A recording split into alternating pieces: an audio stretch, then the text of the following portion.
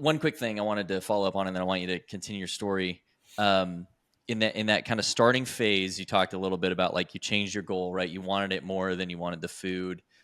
What did your internal language talk about, or how did that shift? And the example I want to use is like from the book Atomic Habits, right? He talks about like active language, like determined language for yourself, not like wishy-washy. And the example is actually smoking in the book. Like someone who says, I'm trying to quit smoking is never going to quit because it's, I'm trying. They're not really committed. Yeah. But then the alternative to that would be, I'm not a smoker.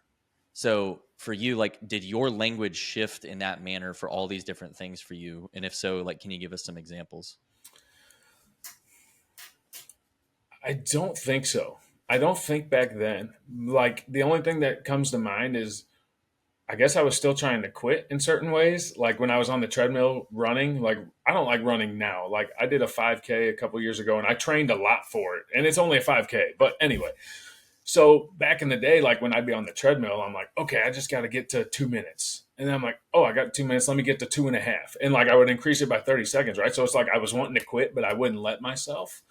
So I guess that's kind of like determination on getting through it. But um, no, honestly, it's just like, I guess I got to the point that like that was the first time when I quit eating such crappy and being dedicated to working out. That was the first time I made my mind up and it was like I wasn't going to let up or quit or stop.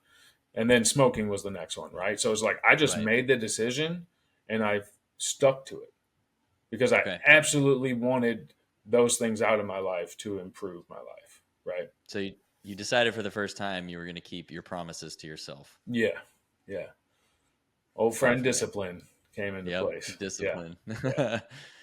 it it Um, sucks in the moment, but it brings freedom on the other end. yeah. Yep.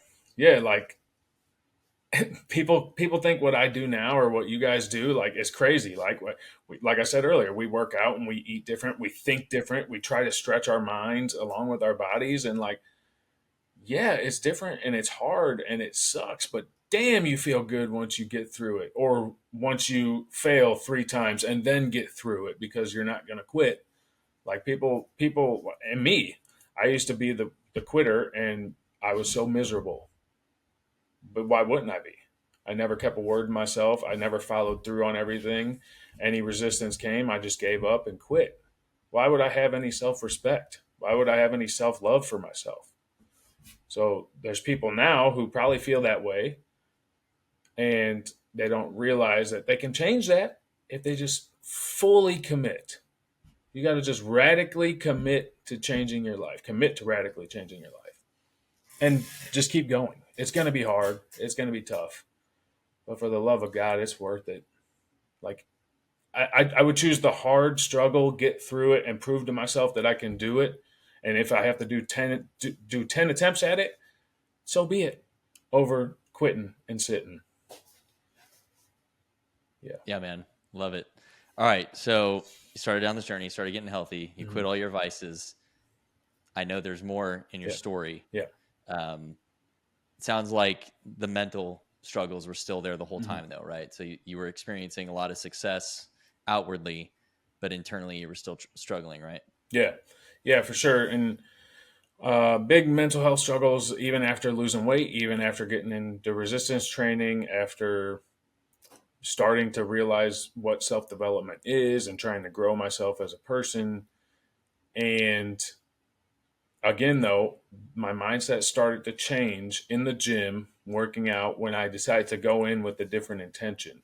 Like, yeah, I was going in to work out to look better, to feel better, what have you. But just from the endorphins of the working out and just from the results I saw in the mirror and on the scale.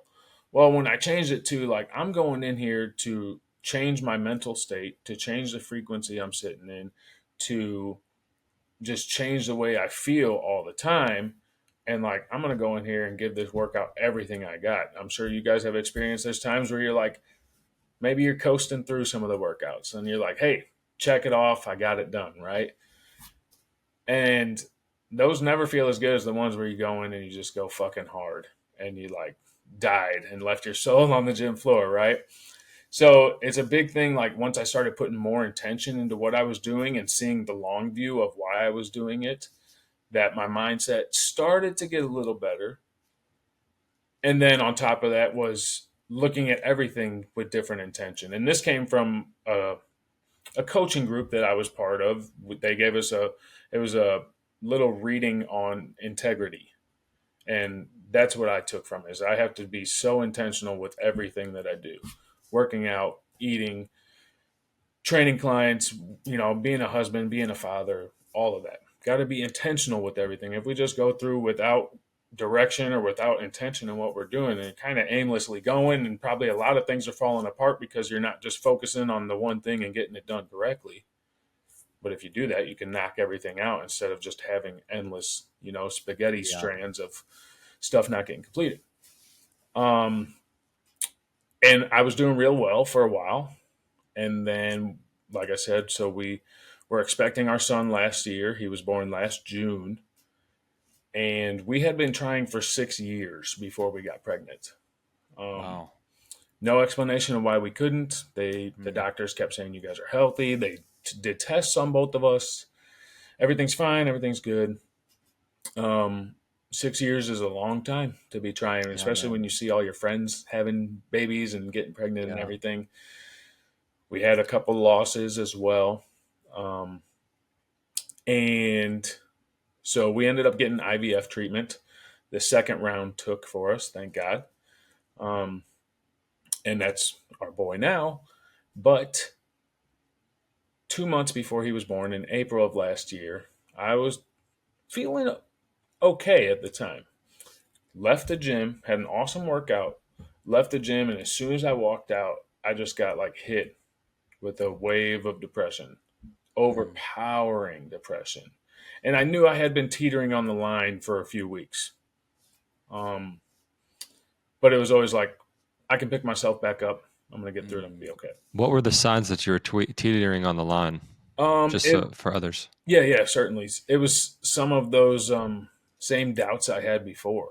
Okay. As like, I'm kind of lost. Like, what am I doing? Um, Okay. I'm working this job that I don't really love. I'm not. I realized this once the big wave hit me. I wasn't ready to be a dad. Not having my father present in the way that I wanted him, hence your guys' show, um, that really started affecting me. Like I didn't know how to be a dad. I didn't know what to do. I didn't know how to change a diaper. Just like all the little stuff that I'm sure a lot of guys think about and freak out about, but never tell anybody about. And then also like, wait a second, I'm not too happy with who I'm being and like how I'm living and the example I'm going to be to him. So going back to that day, that wave of depression hits me and I walk to the car and I'm like, I don't think I can do this. Like I can't do life anymore. That's the mood I was in. Uh, so I had gotten in my car and I headed to a park that had a boat ramp that led to the river. And on the way there, I'm praying to God. And God and I have had an on and off relationship up until that day. And I just said, I'm sorry, I can't do this. Um, tell my family, let them know I'm sorry and I love them, but please take care of them. And there I go, off to the park. Well, God had different plans that day. I'm heading there, and the only entrance to the park was barricaded with road closed signs and big orange construction barrels. And so I stop and I, take a deep breath, and I'm like, you got to be shitting me. I look up and say, okay, all right, I guess I'm going to go to work. So I did. Didn't think anything else of it. The next day, I'm at the gym again, not feeling great still. I see a guy there who I've seen there a bunch of times, never spoken to, and I actually knew this guy from the real estate community that I've been a part of before. He's actually a friend of my brother's who's in that community. And I said, I'm going to go talk to this guy for whatever reason. So I do, and I tell him what had happened the day before. It's really weird that I just felt comfortable enough to share that with him. But I've found that men grow the most when they're the most vulnerable, because somebody can either help them, or what they're being vulnerable about will help somebody else. Yes. And so I share with him, and he goes, "So wait a second. You're telling me that you were heading to the river to kill yourself. You prayed to God that he would forgive you, but take care of your family." I'm like, "Yeah." He goes, "And you're still here. Do you think you're still here to take care of your family?" And I was like, yep, you're probably right. Okay. Yeah. And yeah, like since that day, that's when I started seeing being a father different, being a husband different, and Mm, wanting to be more intentional in the way I conduct myself in those aspects of Absolutely. life, which are the two most yeah, important ones, right? And definitely. knowing that, okay, God like had that road closed, so I was here to take care of my family. He answered the prayer in a way that I didn't think would be answered, and that's how he does it, right? Yeah. Yeah. And that's one of the reasons we do this, man, is because we want dads to know, listen, or expecting Yeah. dads that are scared. Listen, we all struggle with things as dads, and you might feel alone in that, but you're not.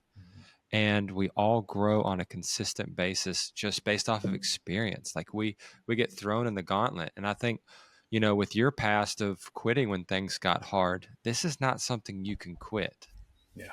So you were forced to arise to the occasion. And there Mhm. are epical moments in life that will do that to you that you have no control over. And unfortunately, if you don't heal the wounds that your past has given you, you bleed on the other people that you love, right? And Yeah. so thankfully you had somebody there, and you also had God stop you with some cones and some good people, right? Yeah. So that's incredible. Yeah.